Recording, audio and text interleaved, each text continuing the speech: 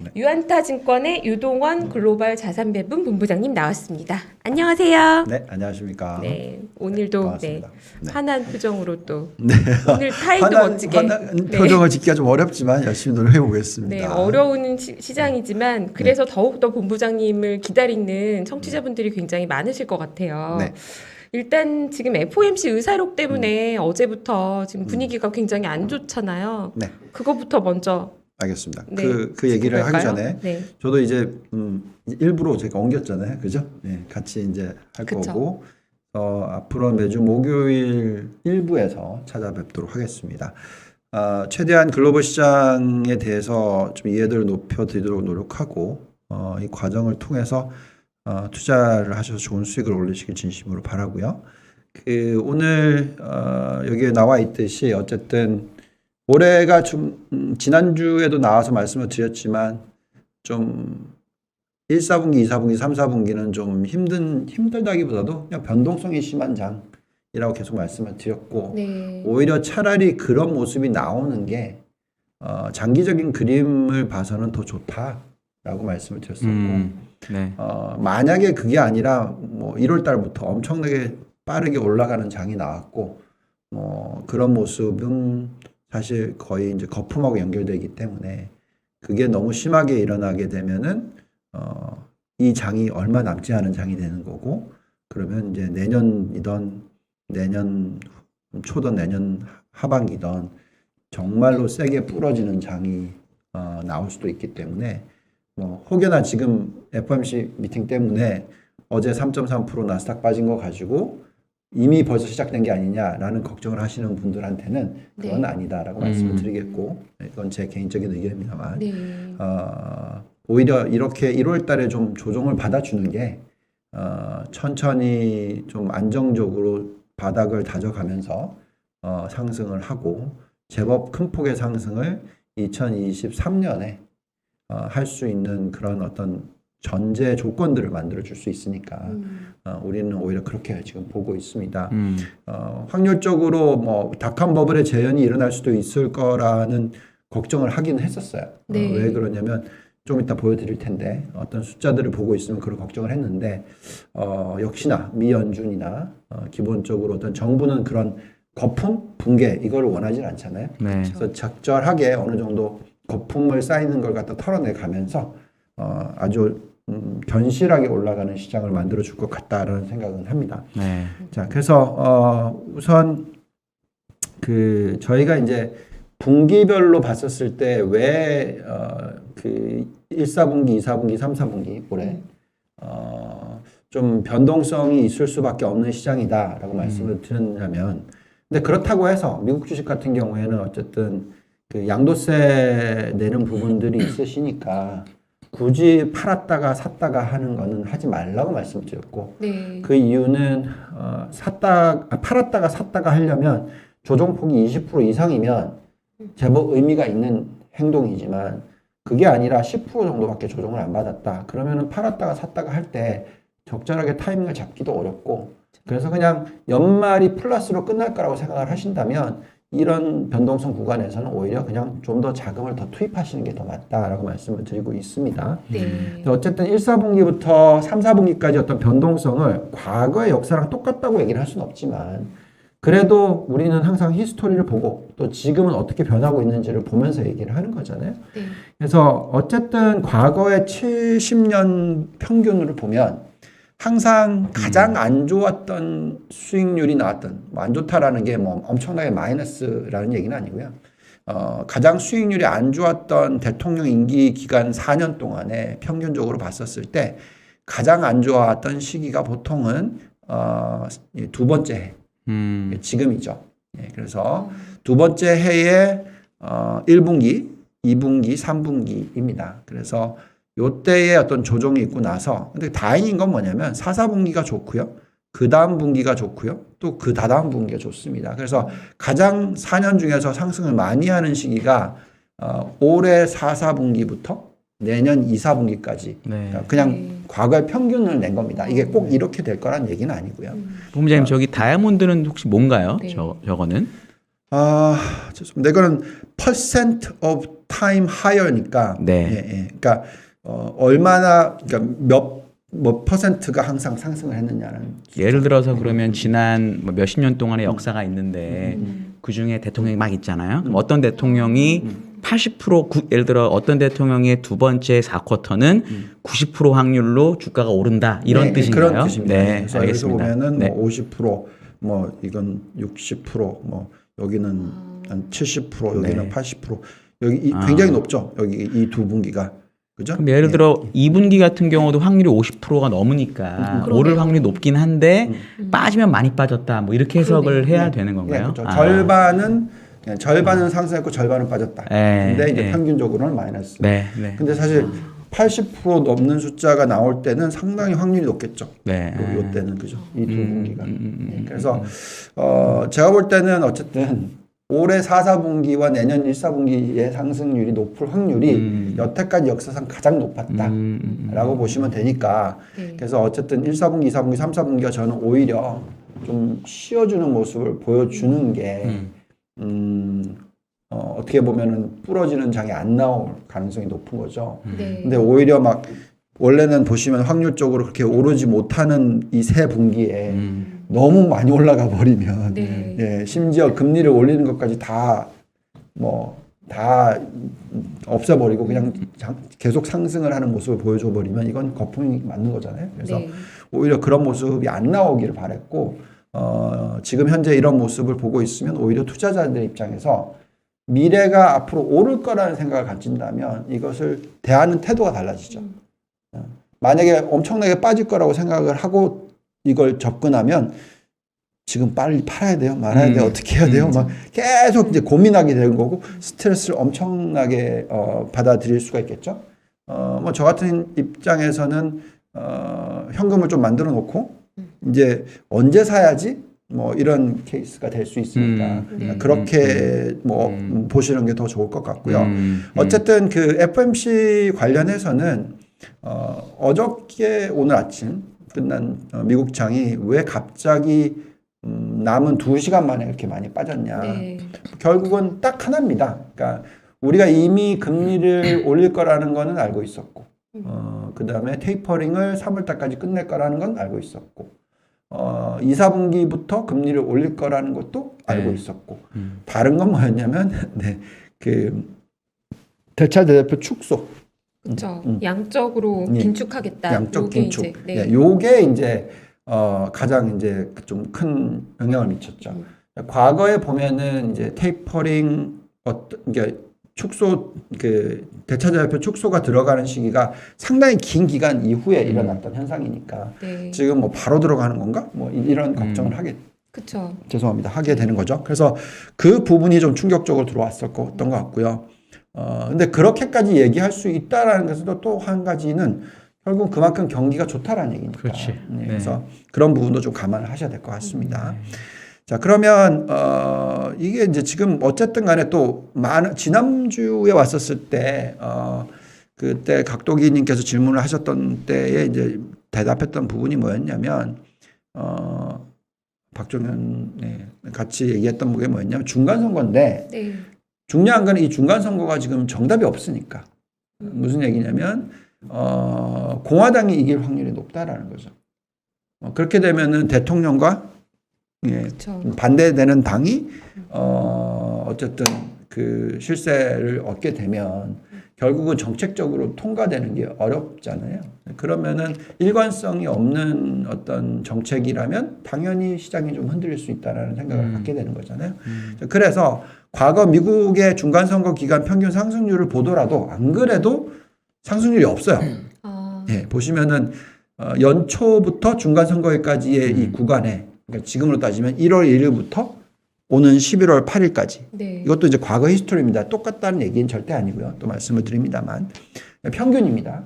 그러니까 다우가 그 기간의 평균의 1%밖에 못 올랐고 S&P 500은 1957년 이후에 가지고 있는 데이터로 계산했더니 거의 보합이고 예, 그다음 나스닥은 그 기간 동안에 0.6% 살짝 빠졌고 사실 지금 아까 보여드렸던 것 같이 똑같은 거죠. 네. 그래서 결국은 이 중간 선거 기간 그리고 대통령 임기 기간 1, 4분기, 2, 4분기, 3, 4분기는 확률적으로 변동성도 심하면 어떻게 될지 잘 모르겠고 뭐 이렇게 되는 거죠. 예를 들어서 1, 4분기에 실적이 나오면서 확 튀었다가 2, 4분기에 금리 올리면서 확 빠졌다가 그리고 나서 3, 4분기에는 어느 정도 또 거기에 익숙해지니까 또 올랐다가 이렇게 될 수도 있는 거고 그게 아니라 또 정반대일 수도 있는 거고 그래서 어쨌든 그 기간 동안에는 계속 변동성이 일어날 수밖에 없는 그런 구간이 되는 것이 맞지 않나라는 생각인 거고요.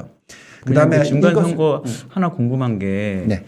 사실은 저도 이제 고객분들하고 얘기를 하다 보면은 이 택 주식에 대한 규제를 많이 걱정을 하시더라고요. 저는 큰 문제가 없다고 보지만 근데 만약에 본부장님 말씀하신 것처럼 공화당이 다수당이 되면은 규제를 못 할 거잖아요. 그렇죠. 그렇죠. 그럼 오히려 좋다라고 생각하고 좀 이번엔 다르게 반응할 수 있는 가능성은 없을까요? 그것도 있죠. 근데 기본적으로 지금 사실 법적으로서 과거에 이런 케이스는 있어요. 마이크로소프트에 대해서 독점법을 해서 마이크로소프트 한 회사가 거의 엄청난 기간 동안에 상승을 못했어요. 굉장히 긴 기간 동안에. 네. 근데 그건 정말 독점이 맞거든요, 그때는. 근데 지금 현재 시점에서는 참 그렇게까지 얘기하기가 쉽지가 않아요. 아마존, 뭐 페이스북, 구글 다 보면 그래서 독점법에 대한 이슈들이 하나씩은 있지만 그것을 시행을 했었을 때 실적을 박살을 내기가 어렵다라는 거죠. 그래서 제가 볼 때는 말씀하신 대로 이미 공화당이 뭐 주도를 안 하고 있다 하더라도 네. 보시면 어쨌든 현 시점에서도 그런 테크나 대형주에 대해서 엄청나게 정치적인 공격이 들어오는 것 같지는 않잖아요. 그죠? 그리고 오히려 이제 결국 동화당이 되면 더더욱이나 안 들어올 거고. 그리고 또 어떻게 보면 경쟁력으로 따지자면 미국이 지금 중국과의 경쟁을 안 한다고 할 수는 없잖아요. 그만큼 중국이 좀 많이 쫓아왔죠. 네. 그렇죠. 예, GDP 성장률로 보더라도 그 다음에 GDP 규모로 보더라도 물론 1인당으로는 뭐 훨씬 작지만 어쨌든 규모로 보면 그렇게 큰 차이가 많이 안 난단 말이죠.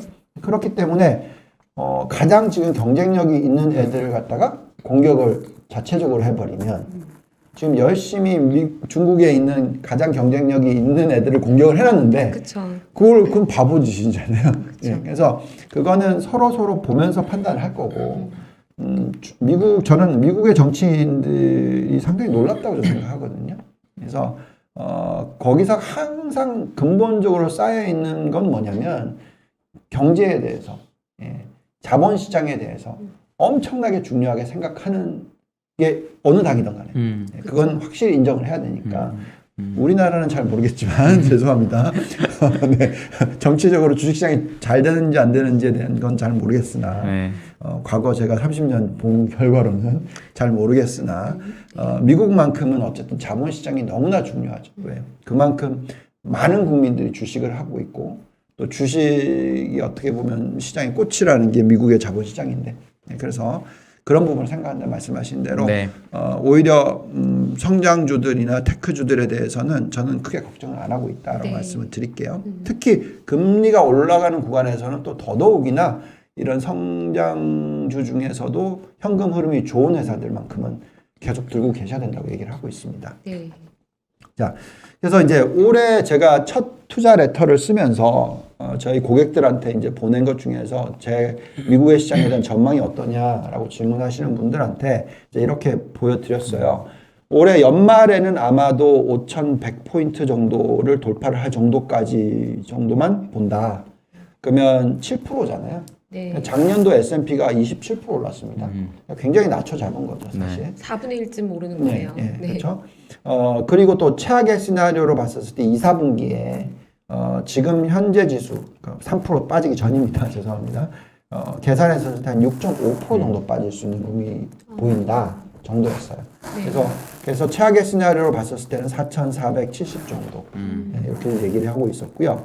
근데 이제 만약에 거품 증시로 가는 시나리오가 나온다면 5,500까지 시도할 수도 있다. 이렇게 뭐 물론 다 같은 경우의 수를 얘기하느냐라고 얘기를 하실 수도 있지만 그거는 이제 확률적으로 이럴 수도 있다라는 거고요. 근데 가장 확률적으로 너무 크게 나가네.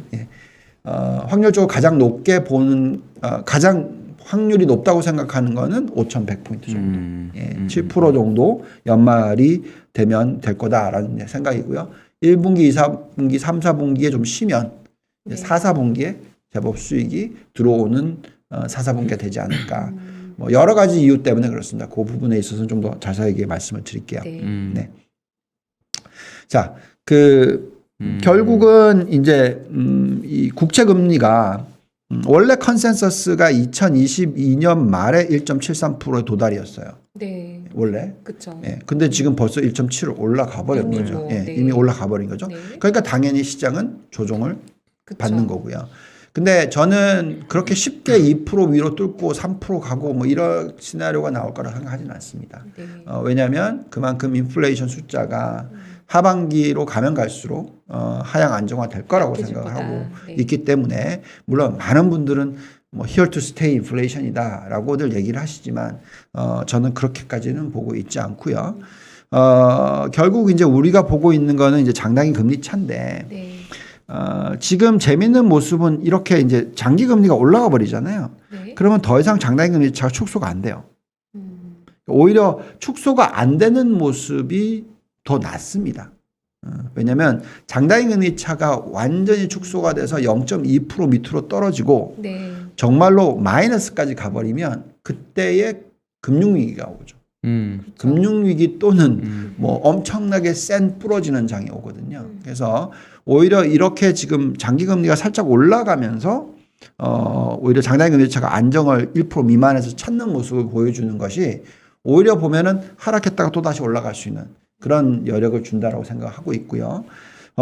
또 계속 말씀을 드립니다만 실질 금리가 마이너스 구간일 때는 시장이 엄청나게 부러지는 장이 나오기는 어렵다라고 말씀을 그렇죠. 드리고 있고 과거에도 그랬고 지금도 그런데 그럼 지금 대충 계산을 해보자라는 거죠. 지금 1.7%인데 어쨌든 올라간다고 칩시다. 그래서 2.5%가 지금 미 연준이 예상하고 있는 장기 목표치잖아요. 네. 그럼 장단기 금리 차가 0으로 된다고 치면 장기 금리가 2.5%까지 올라갈 수 있는 수준. 네. 앞으로 한 2년 내지 3년 동안. 그러면 지금 인플레이션이 얼마죠? 5%죠. 네. 그리고 연말까지 가면 아마 한 2%대 중반 또는 3% 정도 사이까지 떨어질 거다. 네. 네. 그러면 아직도 마이너스잖아요. 실질 금리가. 인플레이션율이 계속 높을 거라고는 안 보시는 거죠? 네. 그런 네. 가능성은 네. 높지 않다. 네, 저는 그렇게 보고 있고요. 네. 그 부분에 있어서 뭐 인플레이션이 질문을 하시면 근데, 예, 보니까 미국이 핵심 PC 기준으로는 한 40%가 서비스 비용이더라고요. 네. 그래서 미국이 지난달 실업률이 4.2% 나왔더라고요. 네. 그래서 어떤 분들은 실업률이 너무 낮아가지고 이제 일할 3%면 보통 우리가 나이로라고 그러잖아요. 그래서 더 이상 일할 사람이 없는 그렇게 그쵸. 얘기를 하는데 그럼 일할 사람이 없는데 어떻게 더 실업률을 낮출 거며 임금을 깎는 건 좀 심했다. 뭐 임금 인상률을 줄일 거냐 이런 얘기 많이 하시는데 네. 그 부분 이렇게 물어보시면 어떻게 저희에게 여기는 의견을, 지금 네. 임금 인상률에 대해서는 숫자가 없지만 네. 여기 있네요. 요거로 보시죠. 네. 자, 이게 이제 임금 상승률 추이고요. 지금 평균적으로는 전달 대비로 계산하면 6.4% 정도 나오고요. 그다음에 이제 5.9% 정도 나옵니다. 그 작년 동기 대비해서 계산하면. 근데 이제 어쨌든 이 전년도가 워낙 높지가 않았기 때문에 이것을 정확하게 이 정도 수준에서 계속 장기적으로 유지가 될 거냐라고 질문을 할 때는 저는 그렇게까지는 안 보고 있는데 그렇다 하더라도 어쨌든 임금 상승률은 4%대는 나올 것 같아요. 예. 그러면 그 정도로 계산을 했었을 때 GDP 성장률을 서포트하는 정도. 여기서 이제 임금 상승률 플러스 알파의 소비가 일어나면 그게 이제 인플레이션을 굉장히 크게 자극할 거라고 생각을 하는데 지금 현재 시점에서는 저는 그 정도의 알파로 갈 거라고는 생각 안 해요. 그러면 결국은 이 소비 증가율이 임금 상승률하고 비슷한 수준이라고 계산을 한다면 결국은 미국의 GDP 성장률이 연간 단위로 3%대 중반 정도를 유지할 수 있는 수준이다. 많이 가면 한 4% 정도까지. 네. 그 정도일 경우에 인플레이션이 도대체 얼마까지 나갈 건가라고 계산했을 때는 지금 5%대가 계속 장기적으로 유지된다라고 보여지진 않고 아마도 기본적으로 옛날보다는 좀 더 높은 인플레이션. 그러니까 옛날에는 평균이 지난 10년 동안에 1.6% 정도 되잖아요. 그것보다는 한 단계 높은. 그래서 2.5%. 좀 많이 보면 3% 정도. 요 정도의 인플레이션이다.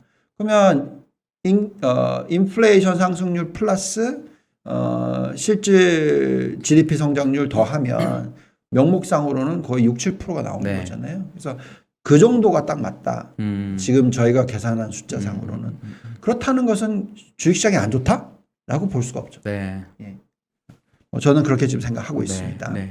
자, 그래서 어쨌든 실질금리가 지금 마이너스에서 어쨌든 더 빠지는 게 아니고요.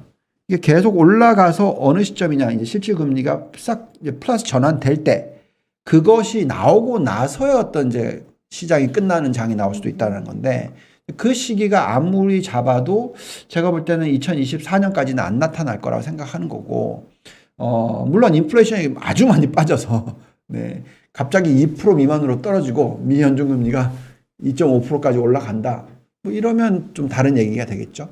그때 가서 보자는 거고 지금은 어쨌든 인플레이션이 실제 금리보다는 현재 금리보다는 훨씬 더 높기 때문에 마이너스 금리인 상황에서는 그레이트 로테이션의 가능성이 더 많죠. 그러니까 채권 시장에서 주식 시장으로 자금이 더 흘러 들어갈 가능성이 많다라고 생각하고 있고요. 네, 그 사실 FOMC에서 나온 것 중에 지금 시장의 심리에 가장 많이 영향을 미친 거는 본부장님 해주신 것처럼 양적 긴축이 제일 지금 시장에서 깜짝이야 하고 놀란 거잖아요. 그 영향은 뭐 인플레이션은 이제 이렇게 간다고 해도 하반기로 갈수록 안정화된다고 해도 양적 긴축은 어떻게 전망을 하시나요? 그러니까 그럴 수도 있다잖아요. 네, 그렇죠. 그럴 수도 있다는 거고 깜짝이야 해가지고 시장에 폭락이 일어난다면 그게 일어나겠습니까? 그래서 결론적으로는 어쨌든 지금 양적 완화를 한 규모, 그죠? 기억하시겠지만 어쨌든 이번에 일어났던 양적 완화가 다시 일어나기 전까지 하나도 상당히 긴 기간에 이 양적 축소가 일어났잖아요. 근데 그 규모도 그렇게 크진 않았어요. 지금 왕창 늘려놨기 때문에 급격하게 확 줄이겠다. 이런 얘기는 아니겠죠. 인플레이션이 너무 높다라고 생각을 할 경우에 양적 완화, 양적 축소를 할 수도 있다. 이 얘기잖아요. 우선 먼저는 테이퍼링부터 끝내고, 그 다음에 이제 금리 인상을 시작하고, 그리고 나서 이제 양적 완화 얘기가, 양적 축소 얘기가 실질적으로 하는 거는 그때의 인플레이션 어떻게 되냐 하고 판단하겠죠. 저는 아직까지도 미 연준이 갖고 있는 시간적 여유가 있다고 생각을 해요. 물론 지금 나오고 있는 인플레이션이 굉장히 높고 거기에 대해서 굉장히 코멘트를 많이 하고 있지만 점점 더 이제 연 중반으로 넘어가고 연말로 갈수록 그 인플레이션 프레셔 자체는 떨어질 수밖에 없다라는 게 제 의견이고요. 그거는 이제 좀 지켜보시면 그때 가서 좀 답이 나오겠죠. 그러니까 인플레이션율이 어차피 나중에 떨어지고 나면 사실 나올 얘기가 아닐 수도 있기 때문에 별로 지금부터 걱정할 일은 아니다. 이렇게 보시는 거죠. 그죠. 근데 이제 결론적으로 저희가 이제 걱정했던 거는 이런 겁니다. 오히려 너무 과열이 일어나고 있어서. 그래서 과열이 일어날 경우에는 자산 가치가 굉장히 많이 튀거든요, 먼저. 그래서 그것 자체가 일어난다면 이거는 거품 그리고 붕괴 이 시나리오가 나올 수 있기 때문에 걱정을 하는 거였거든요. 근데 이제 그것을 실질적으로 숫자화 시키면 그게 뭐냐면 얼마나 대출이 많이 늘고 있느냐예요. 지금 미 연준이 실질적으로 지금 얘기했던 부분은 그냥 시장에다가 양적 완화를 했었고 그 수준이 그럼 정부채를 한 거고 거기에 대한 거는 어쨌든 규모는 엄청나게 커지만 금리 자체가 굉장히 낮은 부분이잖아요. 그쵸. 그게 아니라 위험성 자산에 대해서 엄청나게 많은 대출이 일어나고 그런 현상이 일어났을 경우에 그게 금융위기랑 연결된 것처럼 지금은 어쨌든 일본을 보시면 갑자기 엄청나게 폭락이 일어나는 건 아니잖아요. 그냥 잃어버린 30년 이런 거잖아요. 그죠? 그게 왜 그러냐면 정부채를 계속 늘리고 있는데 그건 뭐냐면 정부채를 발행했는데 그 정부채를 BOJ가 사요. 다시 사주죠. 그러니까 그거는 어떻게 보면은 이 경제가 과열이 일어날 수 있는 그런 스트럭처는 아니거든요. 그래서 오히려 저는 이걸 봅니다. 그래서 미국의 은행권의 여신 증가율이 실질적인 이건 그냥 여신입니다. 이거는 뭐 정부채를 사는 게 아니고 대출을 해주는 거죠. 네. 저 숫자가 이렇게 10% 위로 튈 때는 진짜 걱정을 하게 되는 어떤 거품 구간이 나온단 말이죠. 네. 2000년도 그 다음에 2004년부터 계속 10% 위로 있었단 말이죠. 이게 있었으니까 폭락이 나오는 건데 지금 좀 빨리 올라가요. 네. 그래서 오히려 이런 숫자가 나오면 보통 거품이 먼저 온다라는 거죠. 그래서 저는 이걸 계속 볼 겁니다. 그래서 이 숫자가 계속 9%대, 10%대 계속 이제 매달 나오는 이건 저희가 매달이 아니라 매주 모으는 거거든요. 매주 나오는 숫자가 계속 10몇 %대가 계속 한 몇 달씩 나온다. 그럼 저는 뭐라고 얘기할 거냐면 엄청난 거품이 한번 튄다. 그리고 나서 이제 폭락장이 올 거다. 그런 얘기를 해드릴 거예요. 왜냐하면 실적이 네. 엄청나게 좋게 나올 거예요. 네. 예. 그래서 결국은 우리는 모든 거는 뭐가 일어나기 전에 뭐가 먼저 일어나야 되잖아요. 그래서 저는 지금 이걸 보면서 어떤 거품에 대한 걱정을 하고 있고요. 그 다음에 이제 지금 실질적으로 유동성을 풀어놓은 숫자가 말은 지금 테이퍼링을 끝낼 거고 금리를 올릴 거고 그 다음에 양적 축소까지 할 거다라고 얘기를 하는데 어쨌든 지금까지 나오고 있는 M2 증가율은 13%예요. 저게 축소입니까? 여전히, 아니죠. 여전히 높죠. 여전히 네. 높죠. 그래서 저 숫자가 갑자기 뚝뚝 떨어졌다. 그럼 저도 말을 바꾸겠죠. 그럼 계속 지켜볼 겁니다, 이걸. 네, 결국은 지금은 어떻게 보면 과열 일어나는 것을 막기 위해서 미 연준이 립 서비스를 하는 거죠. 그러면서 한번 이렇게 예, 커렉션을 일어나주고 네. 아니면 굉장히 시장이 굉장히 전 세게 느껴지거든요. 2017년에 그 QT를 할 때 그때 제 기억에 100억 달러씩 했던 걸로 기억을 해요. 근데 그때는 자산이 4조 4천억 달러였으니까 그런데 지금은 9조 달러쯤 되잖아요. 그러면 2배인데 본부장님 보시기에 만약에 뭐 예를 들어 올해 뭐 9월이든 언제든 간에 QT를 발표할 때 얼마를 만약에 사람들이 약간 지금 프라이싱 했다고 보세요. 어제 그 3.3%의 급락이 뭐 그냥 100억에 2배 정도로 프라이싱 한 건지 아니면 더 할 수 있다는 걸 프라이싱 한 건지. 저는 이제 어떻게 계산을 하냐면 네. 지금 미국의 정부 부채 비율이 120%가 넘어가죠. 130%까지 갔어요. 그래서 실질적으로 지금 그 부채 비율을 떨어뜨리는 방법 중에 하나가 예를 들어서 이제 만기가 왔었을 때 그냥 롤오버를 안 하고 그냥 없애는 거잖아요. 네. 그럼 당연히 떨어지겠죠. 부채 비율이. 그래서 그 부채 비율이 떨어지는 것은 금리하고 연결이 돼 있어요. 과거에도 보시면은 이제 2차 세계대전이 터지고 엄청나게 부채를 높였고 부채 비율이 120%까지 올라갔었고 그리고 그때 금리는 계속 2에서 2.5% 정도 수준이 돼 있었어요. 그러면 자연스럽게 채권 규모가 줄어들는 방향으로 갔었고 그러면서 굉장히 많이 떨어졌어요. 예. 근데 그거는 그 시기에 얼마가 줄어들었던 간에 그 금리가 경제가 감당할 수 있는 수준이었다라는 거죠. 그래서 미 연준이 똑같은 생각을 하겠죠. 현재 시점에서 만약에 금리가 너무 많이 튀어버리면 저거를 빨리 축소하면 그거는 바로 거품 붕괴예요. 거품이라고 붕괴가 아니라 그냥 거품이 아닌데도 붕괴죠. 네. 네. 그러니까 그거를 보면서 판단하겠죠.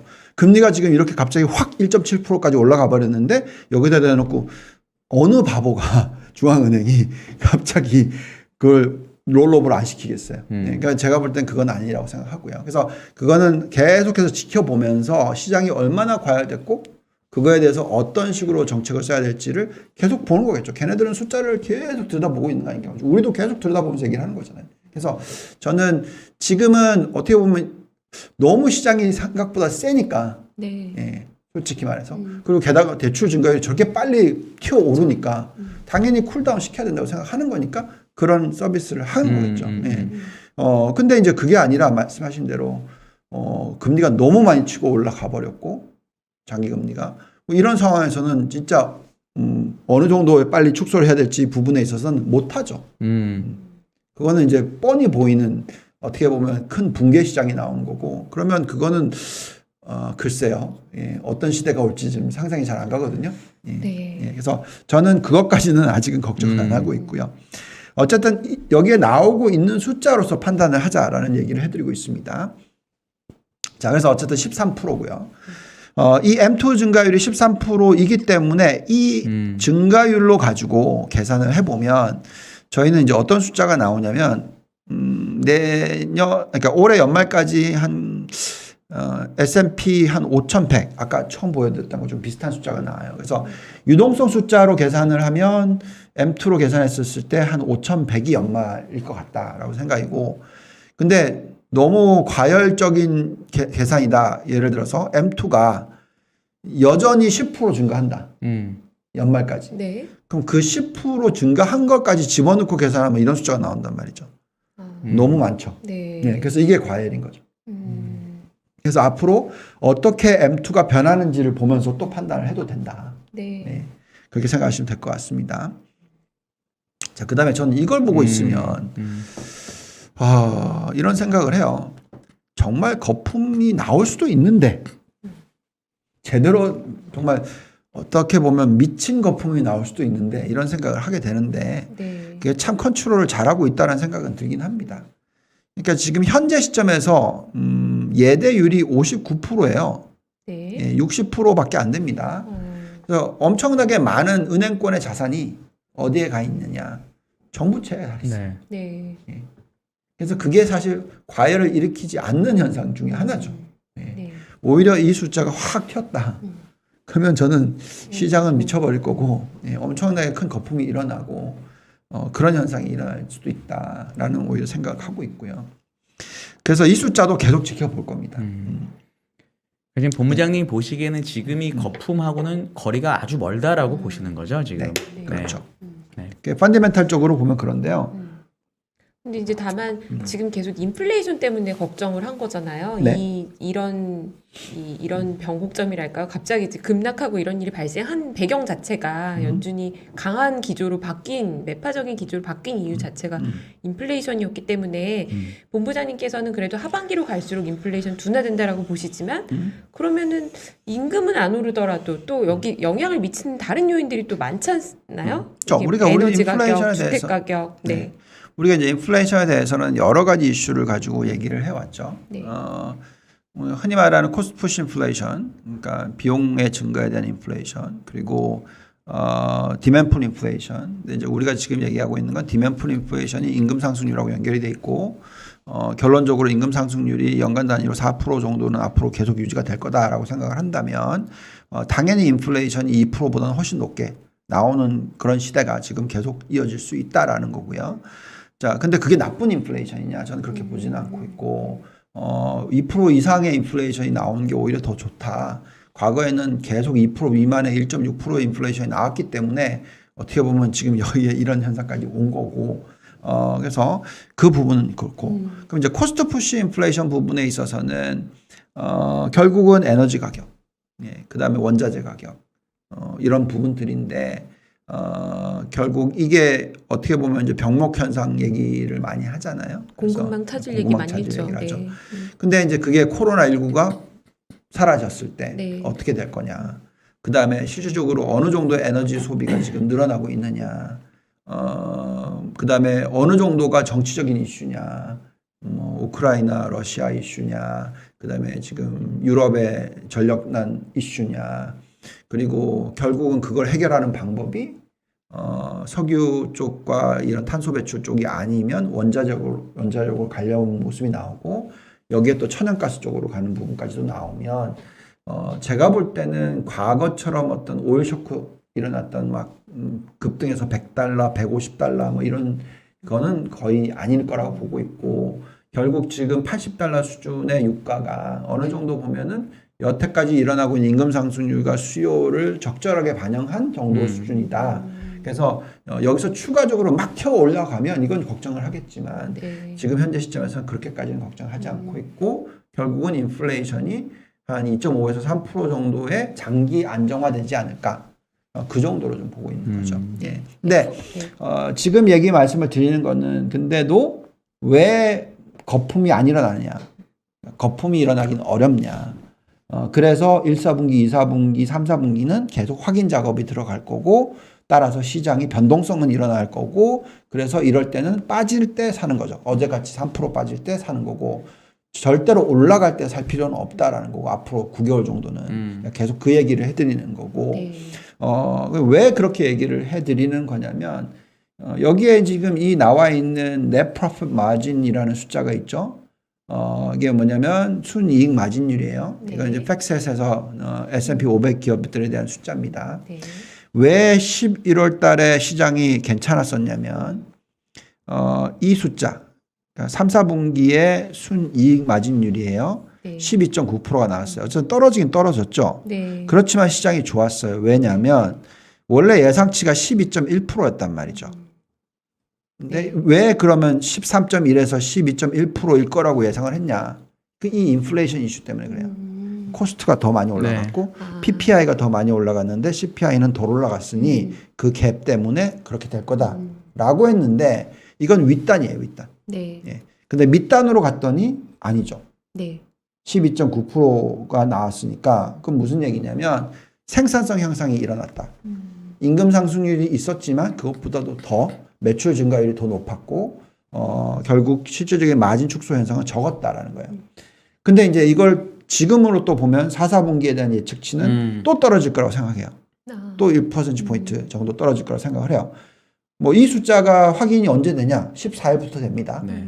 근데 제가 볼 땐 요거보다는 좀 더 높게 나올 것 같아요. 그래서 실적이 다시 14일부터 발표가 되면 우리가 항상 얘기하잖아요. 인플레이션의 걱정 때문에 시장이 꺼지면 다시 실적이 괜찮으면 그죠? 그거는 펀더멘털이 뒷받침되는 인플레이션이기 때문에 또 올라가는 거죠. 그러니까 그게 자꾸 반복되는 현상이 일어날 거라는 거고 그래서 1, 4분기 실적이 14일부터 발표가 막 나오기 시작하면 숫자에 따라서 예상치보다 좋은 숫자를 내는 회사는 올라가고 그렇지 않은 회사는 계속 안 좋게 있고 요거에 대한 그래서 제가 처음에 타이틀이 뭐냐면 종목 선별해다. 네. 이것만큼 중요한 게 없다.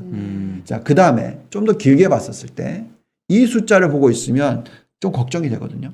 좀 걱정이 되는 게 아니라 많이 걱정이 돼요. 네. 왜냐하면 안 그래도 2021년의 숫자가 12.6% 네. 역대 최고치의 순이익 마진율이에요.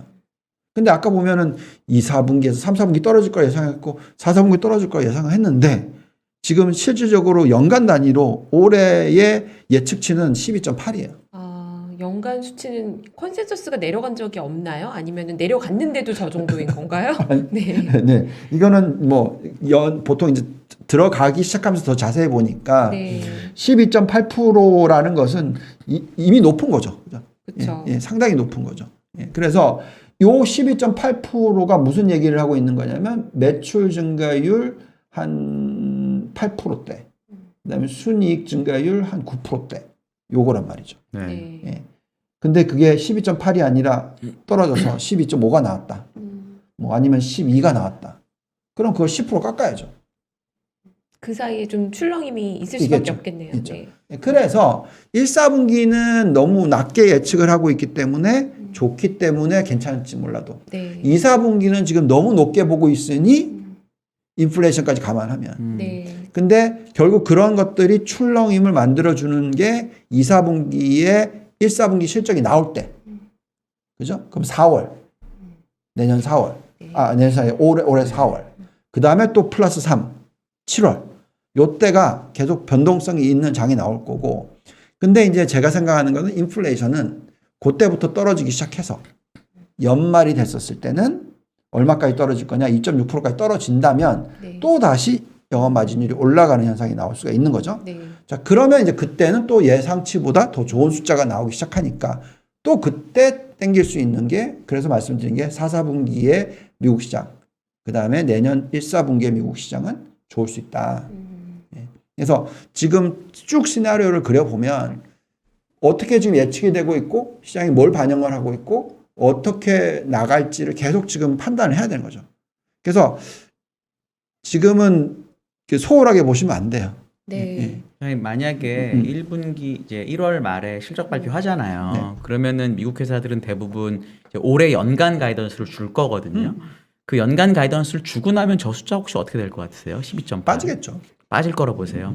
당연히 빠지겠죠. 12.8%가 나올 수가 없지. 그렇잖아요. 혹시 근데 이 숫자가 금융회사들 순이익도 포함한 건가요? 아니면 금융 S&P 뺀 건가요? 500이니까 금융회사가 그래도 그래도 들어간 건가요? 예. 네. 그게 한번 조정이 되면 오히려 조금 편안하게 그렇죠. 다음 분기를 갈 수 있겠다. 그렇죠. 뭐 이렇게 보시는 그런 거죠. 거죠. 네. 그래서 결국은 어쨌든 1, 4분기, 2, 4분기, 3, 4분기가 변동성이 있을 거에 대해서는 그냥 가능할 거라 생각하시고 좀 더 마음 편하게 들여다보시는 게 맞고, 근데 중요한 것은 그렇게 되면 결국은 앞으로 굉장히 더 상승할 장이 남아있다라는 거고, 근데 그게 아니라 1, 4분기, 2, 4분기 계속 올라가 버렸다. 그럼 저는 언제 팔아야지만 지금 생각하고 있을 거예요. 오히려. 네. 그러니까 올해는 전년 대비해서 분명히 연간 상승률 자체는 낮아질 거라고 볼 수밖에 없으니 네. 기대가 너무 과해져 있을 때는 부담스럽고, 그렇죠. 네, 근데 기대가 낮아지고 나면 약간만 낮아지면 그렇게 불편하지는 않다. 네, 그럼 오히려 좀 빠졌을 때 사면 업사이드는 또 충분히 높아질 수 있죠. 높아진다 이렇게 보신다는 거죠. 네. 자, 그 다음에 이제 우리가 지금 그러니까 결국 이 논리에서 가장 중요한 핵심 포인트는 뭐냐? 경기가 좋아야 돼요. 경기가 안 좋아져 버리면 그건 다 버려야죠. 마진이 네. 좋아질 수가 없죠, 다시. 네, 그렇죠. 예. 그래서 결국 우리는 경기 선행 지수가 어떻게 변하고 있고, 아직도 확장 국면인지, 아니면 저 100 이상인 숫자가 갑자기 막 100 밑으로 떨어지고 막 완전히 안 좋아진. 제가 볼 때 그럴 확률은 낮아요. 왜냐하면 임금 상승률이 받쳐주고 있으니까. 예, 제가 그렇게 생각하고 있고, 미국의 식센스 모델이란 걸 저희가 돌려보는데 이 6가지 지표를 놓고 보더라도 아주 나쁜 중립이 아니라 좀 좋은 중립이에요. 무슨 얘기냐면 그래도 좋게 볼 수 있는 숫자들이 제법 많다. 뭐 예를 들어서 아까 유동성이 줄어들 거라고 얘기하지만 여전히 13% 증가율을 보여주고 있는 숫자고, 그다음에 이익 모멘텀이 줄어들 거라고 생각을 하지만 그래도 플러스 숫자고, 그다음에 밸류에이션 상으로 저희가 돌려보는 잔존가치 모델상의 상승 여력이 그래도 7%가 있다고 나오고, 뭐 이런 식인 거죠. 그래도 작년만큼은 좋아 보이지는 않는다는 것은 당연하다라고 말씀을 드리겠고, 그래서 결국은 어쨌든 미국으로 놓고 보면 여태까지 봤었을 때 올해는 어쨌든 종목을 선별을 잘 안 하시면 굉장히 힘든 어떤 구간을 경험하실 수 있다. 그렇게 말씀을 드릴게요.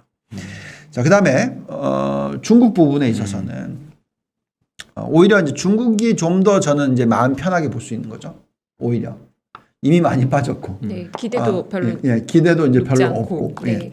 그렇기 때문에 오히려 실질적으로 유동성이 증가를 하는 숫자가 나오면 그건 좋게 받아들여질 거고, 그리고 왜 오늘 홍콩이 튀었는지 아까 말씀하셨는데 부장님께서 말씀하셨죠. 네. 그래서 저는 정확하게 모르겠으나 어쨌든 이게 이제는 더 이상은 악재로서 다가오지 않고, 오히려 중국 시장은 홍콩 시장이든 본토 시장이든 좀 더 긍정적으로 바라볼 수 있는 그런 요소들이 더 많이 나올 수 있다라는 부분이고요. PMI 지표를 보더라도 사실 이 정도의 유동성 증가밖에 안 나오는데도 52로 올라섰고 그게 계속 이어지고 있고 상승 추세라는 것은 고무적이고요. 네. 또 비제조업도 마찬가지로 52.7 수준이 나오고 있기 때문에 여전히 확장 국면이다라고 생각을 하는 거고요. 여기에 이제 중국의 경기 선행 지수가 떨어지긴 떨어졌는데 아까 미국보다도 더 높은 수준 104고요. 그다음에 글로벌리 보더라도 보시면은 우리나라는 더 높아요. 101.4. 그다음에 OECD 전체가 107. 그러니까 네. 네. 근데 지금 저 한국 경기 선행 지수는 높은 데서 떨어질까봐 지금 걱정하시는 분들이 좀 계시는 거 아닌가요? 네. 근데 안 올랐잖아요, 시장이. 그렇죠. 그래서 아, 그러니까 모든 거는 상대적이라는 거죠. 네. 항상. 그래서 이 떨어져도. 숫자가 높은 데서 떨어지기 때문에 안 좋다가 아니라, 근데 주식시장은 안 올랐다. 그럼 그건 더 이상 악재가 아닌 거죠. 항상 그런 거죠. 상대적이기 때문에. 그래서 중국을 보면 저희가 돌려보는 모델상으로는 중국의 매력도가 미국보다 더 좋아요. 현재 시점에서는. 물론 뭐 도대체 이런 국가에 도대체 어떻게 투자하냐 막 이렇게 다들 얘기를 하시지만 뭐 그렇게 많이 투자를 하셨어 놓고 2007년, 2008년도에는 뭐 아무튼 뭐 어떤 이유였던 간에. 그래서 지금 상해 종합 지수를 보면 한 20%대 정도의 상승 여력이 있다고 나오고 CSI 300이 한 9.5% 정도. 미국의 다른 점은 뭐냐면 대형주보다는 중소형주가 더 매력이 있어 보여요. 그러세요? 반대로. 아니 채팅창에 아까 그 질문이 들어왔는데 제가 굳이 하지 않았던 질문이 그거였어요. 중소형주는 어떻게 보시냐. 네. 근데 미국장이 올해는 중소형주가 더 낫다고 보세요? 미국 그냥 말고요. 아 중국이요. 중국장. 아 중국에. 네. 미국은 절대적으로 대형주 위주의 잠깐 높은 헷갈렸네. ROE의 예, 수익성이 좋은 쪽으로 특히 금리가 그렇죠. 올라가고 항상 본부장님 유동성- 말씀하시는 게 미국은 대형주의 숫자가 나오는 기업을 네. 사라 그렇죠. 하셨죠. 네. 항상 숫자를 확인해야 되는 부분이고요. 네. 중국 같은 경우에는 오히려 대형주들은 자꾸 규제 얘기 나오고 자꾸 컨트롤을 정부가 하려고 하니 오히려 중소형주는 놔두거든요. 아, 왜냐면 거기까지 안 좋아지면 큰일 나니까. 예, 그래서 오히려 심천 쪽을 더 저는 좋아하고요. 네, 요거를 좀 볼게요. 저희가 이제 개별적으로 종목들을 뽑아 보면, 그러니까 여기 있네요. 자, 우리가 이제 미국으로 놓고 봤었을 때 이제 업종에 투자를 한다고 하면, 저는 어쨌든 반도체 쪽, IT 쪽, 그 다음에 이제 바이오 헬스케어, 그 다음에 신재생에너지 전기차 같이 봅니다. 그래서 비중을 성장주를 그래도 70% 들고 가자라고 얘기를 하고 있어요. 그래서 개별적으로 지금 계속 제가 얘기하는 게 뭐냐면 금리가 올라가는 것에 대해서 지금 다 얘기를 하고 있죠. 그리고 어쨌든 유동성이 좀 더 축소가 될 거라는 가능성에 대해서 아니면 유동성이 축소라기보다도 성장률이 축소. 네. 유동성에 어쨌든 M2 증가율이 막 24%이던 게 13% 떨어졌고 13%이던 게 한 7, 8%대로 떨어질 거다. 네. 성장률이 떨어질 거다라고 예상을 하고 있는 관계는 뭐냐면 결국은 모든 걸 다 쏠 수는 없다는 거죠. 주식을 살 때 있어서. 그러면 뭐에다가 쏠 거냐 했었을 때 실체가 보이는데 쏠 게 훨씬 더 확률이 높지 않습니까? 그래서 뭐 한국 시장으로 따지자면 요즘에 뭐 로봇 때문에 막 튀고 뭐 메타버스 가지고 막 튀고 근데 거기에 대한 숫자는 없잖아요. 근데 또 그걸 또 잘 생각해 보면 그럼 전기차는 뭐냐? 네. 전기차는 아직 실적이 나오는 회사들이 없는 게 더 많죠. 그렇죠. 근데 테슬라는 주가가 오르죠. 숫자가 있으니까. 그렇죠. 그래서 업종마다 똑같다는 얘기죠. 그러니까 실체가 있어야지 투자가 가능해진다. 그게 올해다. 네, 매출과 이익이 나오는 회사. 네. 네. 그래서 결론적으로 보면 그럼 그게 어떤 업종들이냐라고 봤었을 때 테슬라가 지금 보면 참 많이 올랐어요. 그죠? 정말 많이 올랐는데 그러네요. 제가 이때부터 추천을 했거든요. 2019년 하반기부터. 그 이후로 29배 올랐더라고요. 물론 중간중간에 팔았다가 샀다가 하는 것 중에 전체 포트의 한 30% 내지 절반 팔았다 샀다 하는 것도 계속 하는 건 중요하지만 어쨌든 지금 보면은 이제 더 이상 테슬라의 매력도가 S&P보다는 2배인데 아주 높아 보이진 않아요. 네. 예. 근데 그러면 이 테슬라가 이런 정도인데 그러면 뭐 루시드? 뭐 네. 뭐 후발주자들이 전 답이 있죠. 안 나오죠, 이건. 네. 오히려 여기서 포드가 지금 치고 나올 거고 현대차가 치고 나올 거고 그렇잖아요. 걔네들은 이미 캐시플로가 있고 그 캐시플로를 가지고 이쪽으로 가는 거고 이 루시드나 뭐 얘네들은 리비안 얘네들은 지금 아직 캐시플로가 제로고 그럼 여기를 키우려면 자금 도달을 다 해야 되고 근데 그걸 부채도 돼야 될 거고 채권 플러스 에쿠티인데 다 코스트가 지금 올라가고 있는데 그렇죠. 그러면 미래의 매력도가 확확 떨어지는 거잖아요. 그런 것만큼은 조심해야 된다. 네. 예, 그래서 어떠한 성장주를 사든 간에 중소형 성장주는 미국은 건드리지 않는 게 좋다. 예, 숫자가 안 보이는 이익이 안 나오는. 네. 본부장님 보니까 작년에 제일 안 됐던 그 카테고리가 중소형 성장주더라고요, 미국에. 웬만한 종목은 다 반토막이 났고 중소형이라고 하기 어려운 예를 들면 도큐사인 같은 게 실적 발표가 하루에 45%씩 빠지고 맞아요. 이러는데 맞아요. 저도 이제 얘기를 해보면은 되게 그런 거 사고 싶어 하세요. 이렇게 돼 있으니까. 그런 분들에게 좀 아니다라는 좀 더 확신할 수 있는 얘기 해줄 수 있을까요? 되게 많이 물어봐요, 저한테. 이미 친구들이나 그렇게 많이 빠졌는데도 또 60% 70% 빠진 예. 거 빠졌으니까 보고 싶은 거죠. 그래서 그쵸. 그래서 그러지 말라라는 좀 강력한 네, 간단하게 얘기해 드릴게요. 이거는 중소형주 얘기가 아니고요. 어쨌든 살아남지 못하는 종목은 결론적으로 그 중소형주가 만약에 근데 빠진 이유가 살아날 수 있고 충분히 앞으로 미래가 보이는 기업이라면 그건 괜찮아요. 네. 근데 그게 아니면 재미있는 예를 드릴게요. 제가 시티그룹을 그만뒀었을 때가 2006년 1월이에요. 그때 제가 스탁 옵션이 굉장히 많았거든요. 네. 예. 굉장히 럭키하게 46불인가에 다 팔고 나왔어요. 와. 예. 그리고 거기에 남아 계셨던 네. 저희 선배님께서 아는 형님께서 엄청나게 스톡 옵션이 많았을 거 아니에요. 예. 네. 그러니까 보너스든 뭐든 간에 네. 주식으로 받은 게 많았을 네. 거 아니에요. 그게 4달러까지 네. 내려갔어요. 아이고. 몇 년 더 일하시고. 4달러까지 내려갔어요. 더 중요한 거는 그러니까 40에서 4달러까지 내려갔어. 예를 들어서 그럼 네. 뭐예요? 90% 날라간 거잖아요. 그렇죠. 4달러에 자기가 갖고 있는 현금을 더블 다운한 거야. 네. 예. 지금 말씀하신 대로 네. 50% 빠졌으니까 더블 다운 했다고 네. 쳐요. 네. 근데 그게 얼마 간 줄 알아요? 얼마 갔습니까? 40점 갔어요. 아, 40센트. 센트요. 거기서 또 또 10분의 1. 90%. 네. 그러니까 50% 빠졌다고 해서 네. 예. 그것도 미국의 시티그룹이에요. 네. 네. 예? 그런 주식도 그렇게 된다라는 거예요. 네. 네. 그래서 중소형주인데 앞으로 미래가 살아남을지 안 살아남을지도 모르는 회사에 대해서 주가가 50% 빠졌기 때문에 산다. 이거는 이제 어불성설이고요. 절대로 하시면 안 되는 거고요. 특히 중소형주는. 예. 그건 정말 제발 하지 마시고. 네. 네. 중소형 저는 이렇게 말씀이시네요. 얘기합니다. 진짜.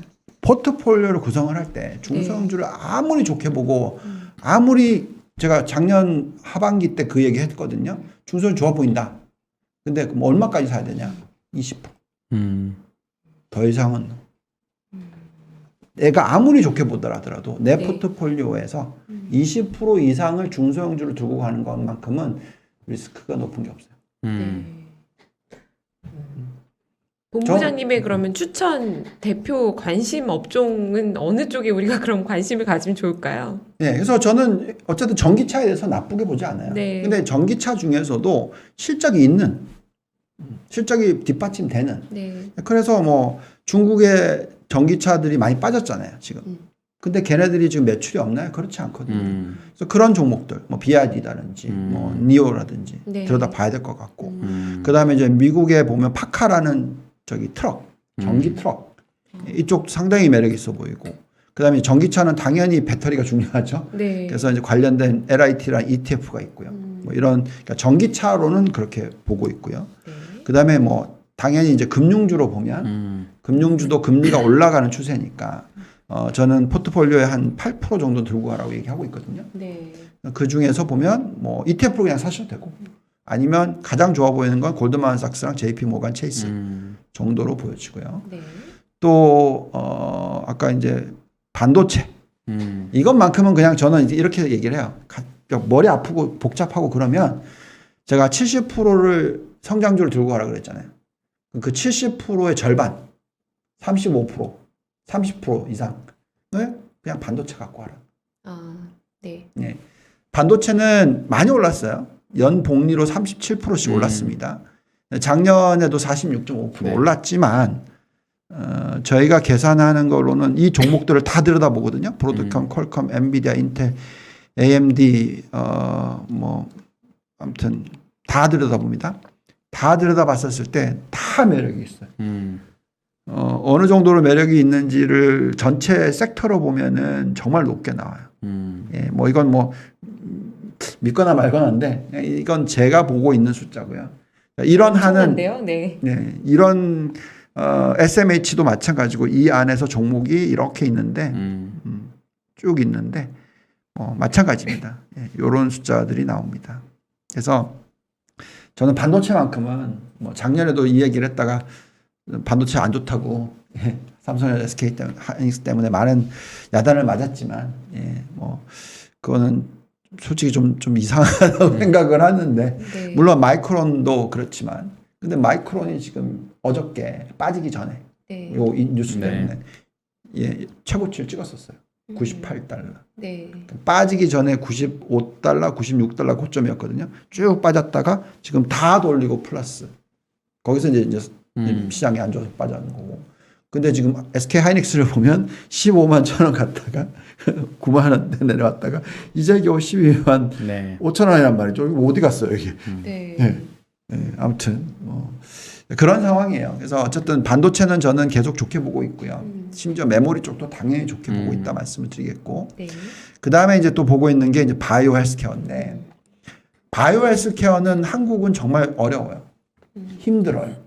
물론 삼성 바이오로직스나 뭐 대형주 위주로서 보면 나쁘지 않을 것 같고 실적이 뒷받침되니까. 근데 이제 미국만큼은 이런 겁니다. 이게 과거에 우리가 바이오 업종을 한국에서 들여다볼 때 바이오 업종이 거의 적자 수준이었다가 네. 일시적으로 흑자, 그래서 ROE가 10%대 나오다가 또 적자로 갔다가 그러다가 지금 최근에 올라오는 걸 보면 뭐 진단키트 때문인지 뭔지는 모르겠으나 모든 바이오 관련된 종목들의 평균 ROE를 구해보면 10% 중반이 나온단 말이죠. 네. 그만큼 좋아졌다라는 네. 거고. 근데 그 10% 중반이 좋아졌다고 얘기를 하지만 미국은 그거의 2배. 그러니까 막 ROE가 30%, 40% 이렇단 말이죠. 그래서 최근에 뭐 요번에 이제 파이저가 주가 좀 하락을 받고 이제 뭐 오미크론 얘기 나오지만 어쨌든 이건 이제 너무 많이 올랐다라고 생각을 하시지만 저희가 돌려볼 때는 실적이 나오면 나올수록 아 이거 싸구나 하고 자꾸 인식이 될 거라고 생각하고 있어요. 그래서 보통 바이오 업종 미국은 연평균 20%에서 25%의 수익을 올려주는 업종이라고 저는 생각하거든요. 네. 근데 그게 작년은 완전 바이오가 거의 상승률이 한 자릿수였고요. 네. 그다음에 그나마 XLB가 상승률이 26%였어요. 네. 그래서 평균으로 계산하면 10%가 안 나옵니다. 근데 제가 아까 말씀드렸지만 연간 단위로 20에서 25%라고 생각하면 보통 새로운 해가 되고 그 다음 해가 되면 그걸 다 캐치업을 하더라고요. 그래서 지금 현재 시점에서는 저는 여기서 빠져주면 바이오주는 산다. 바이오를 종목을 못 고르면 정말 어려우니까 그냥 ETF를 사라. 예. 그러면 당연히 두 자릿수의 수익은 올릴 수 있지 않을까 이렇게 보고 있고요. 그 다음에 이제 정말 많은 분들이 이제 뭐라고 야단치고 있는 부분이 뭐냐면 신재생 에너지에 맞는 말씀입니다. 왜냐하면 미국이 이게 왜 어렵냐면 깔끔하게 미국이 바이오와 IT는 1등이에요. 그렇죠. 예. 그 마찬가지로 신재생 에너지도 1등이었다. 그러면 굉장히 추천하기 쉬울 텐데 그렇죠. 문제가 미국이 1등이 아니야. 예. 1등은 중국과 유럽이야. 그렇죠. 그렇죠. 예. 그렇기 때문에 ETF가 변동성이 심할 수밖에 없고 관련 종목들이 심할 수밖에 없어요. 그래서 저는 이것을 어떻게 해결하냐면 그냥 전기차가 들어가 있는 걸 사라. 그게 QCLN이에요. 아, 테슬라 비중이 제일 높아서. 예. 네. 예. 그래서 그게 뒷받침된다라는 거죠. 아니 니오도 있어요. 네, 예. 그러네요. 예. 그래서 이 QCLN이라는 것은 인페이즈 에너지 이런 건 완전히 신재생 에너지고 반대로 테슬라라든지 뭐 니오라든지 뭐 이런 종목들은 예, 오히려 그 전기차란 말이죠. 그래서 이 두 개가 컴바인 돼 있으니까 어떻게 보면 상당히 괜찮다. 그래서 신재생 에너지만 사기에 너무 부담스럽다면 미국에 있는 상장되어 있는 것은 요 QCLN을 활용하는 게 더 좋지 않을까. 그리고 또 장기적인 성장성으로 보면 이런 거죠. 제가 테슬라가 흑자 전환했었을 때 그때부터 해서 지금 29배 올랐잖아요. 네. 그러니까 저는 미국의 신재생 에너지든 글로벌 신재생 에너지든 흑자 전환하는 시기부터 진짜 10배, 20배 오를 거라 생각해요. 그러면 지금이 딱 보면 여기 보면 PR이 마이너스잖아요. NA.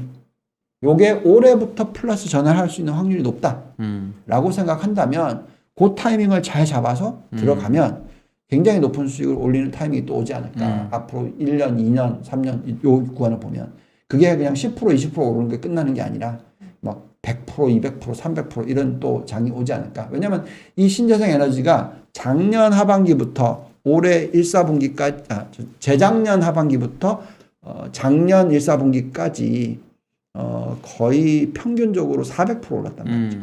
그게 지금 마이너스 50%에서 네, 넘었죠. 넘죠. 예. 그래서 만약 스토리가 끝났다. 그럼 끝인데 그게 아니라 요렇게 올랐다가 꺾였으니까 요걸 끄어보면 여기서 또 올라가는 또 타이밍이 또 온다라는 거죠. 네. 그 스토리가 없다면 모르겠으나 그쵸. 우리가 앞으로 태양광을 안 쓸 것도 아니고 우리가 풍력을 안 쓸 것도 아니고 우리가 이제 또 여기서 또 들어가는 게 뭐죠? 신재생 에너지 중에서 이제 풍력, 태양광.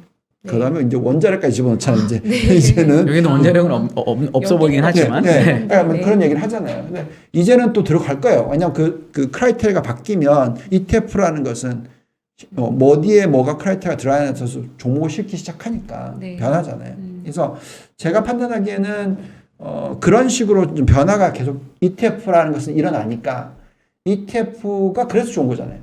내가 일일이 생각 안 해도 되고 네. 알아서 그 운영하는 펀드가 운용회사가 알아서 포트폴리오 구성을 자꾸 바꿔주니까 그죠?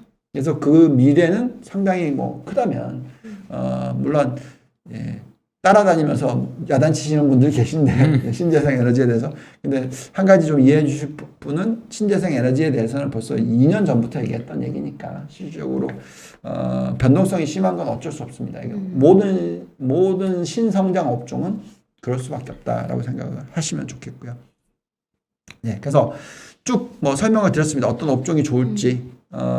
그래서 지금 같은 경우에는 성장주와 가치주로서 구분을 해서 투자를 하기보다는 성장주와 가치주 안에서 실적이 뒷받침되는 종목 위주로서 투자를 하는 게 좋겠고 그 다음에 정말로 그렇지 않을 경우에는 미래의 확신 그러면 그런 거는 종목으로 들어가기보다는 ETF가 낫다. 네. 네. 그렇게 설명을 해드리고 네, 마치겠습니다. 저는 제 말. 네. 9시 되는데. 네. 그 시장이 좀 어수선한 가운데 그래도 역시 본부장님께서 이게 왜 상반기에 조정을 받을 수 있는지 그리고 그래도 하반기가 되면 좀 연말쯤 되면 기대치 대비로는 미국 실적이 잘 나올 수 있다. 그러니까 실적이 뒷받침되는 기업에 집중하자. 그쵸. 그러면서 이제 잘 모르겠으면 ETF로 가자. ETF로 가자. 네. 네. 이렇게 정리를 해볼 수 있을 것 같습니다. 네. 근데 아마도 당분간 좀 계속 또 출렁일 테니까요. 출렁일 거예요. 예. 네. 그래서 제가 계속 말씀을 드리지만 올라가는 날 사지 마시고 네. 현금이 있으시다면 어제같이 빠지는 날 사시는 게 맞다. 빠지는 날도 그날 다 사면 안 되는 거죠. 아니 근데 이제 미국 주식을 네. 제가 생각할 때는 한국 투자자들 중에서 미국 주식을 많이 들고 있다고 생각하지는 않잖아요. 제가. 예. 제가 알고 있기로는 20%밖에 안 되는 걸로 알고 있거든요. 네. 예. 그래서 아직까지도 미국 주식을 살 그 여력은 월급을 벌든 뭘 하든 간에 충분히 있다고 생각하고요. 더더욱이나 뭐 부동산 시장에 들어가 있는 자금 플러스 알파로 생각한다면 충분히 미국 주식을 살 수 있는 그 가능성이 있다고 생각하고 제가 계속 말씀을 드립니다만 올해는 미국 비중 50%까지 끌어올리시고 나중에 이제 정말 금융위기 터지기 전까지는 달러를 80%까지 끌어올리시고 네. 그때가 되면 제가 볼 때는 원화가 1,300원 많이 가면 1,400원도 갈 수 있다 생각하고 있고요. 지금 많이 놀라실 것 같은데요. 그런 나중에 나중에 네, 그럴 나중에. 수도 있다. 예, 2024년, 2025년 저는 생각하고 있는데 그건 또 숫자를 보면서 변하는 거니까 어떤 가정을 만들어 놓고 뭐가 어떻게 변하고 있는지 이게 쭉 그림을 그려놨으면 중간에 오버슛 하는지 아니면 뭐 언더슛 하는지 계속 보면서 이제 그려가는 거죠. 그러니까 포트폴리오는 그렇게 구성을 하는 거고요. 정말 갑자기 진짜 말도 안 되는 거품이 들어왔다. 그럼 다 팔아야죠. 네, 아직은 걱정할 때가 그렇게 아니다. 합니다. 네. 네. 유한타증권의 유동원 글로벌 자산배분 본부장님 오늘도 좋은 말씀 감사합니다. 네, 감사합니다. 앞으로 잘 부탁드립니다. 네, 저희도 감사합니다. 잘 부탁드립니다. 네. 네.